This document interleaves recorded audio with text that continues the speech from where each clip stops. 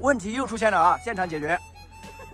拆这个履带螺丝，挖机不要撑起来，小挖机不是特别明显，大挖机特别明显。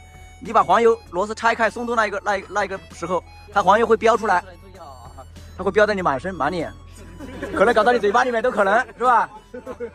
所以说要把这个挖机放下来，小挖机不是特别明显啊，大挖机一定要把它放下来。它那个履带的现在的整个的压力，油缸的压力在那个履带上面，履带给它一挤压，一下就射出来了，那个油。人的是人还要张开，就算你放下来之后，谨慎起见，你人还是要站在侧边去拧，在侧边拧，因为怕什么？怕里面的油缸弹簧它卡住，你一拆它稍微松动一下，啪一下弹出来，那么大个螺丝弹在身上还是疼，是吧？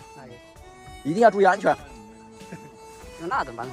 这个记好了，以后要受伤了别跟我打视频说啊，诉苦啊。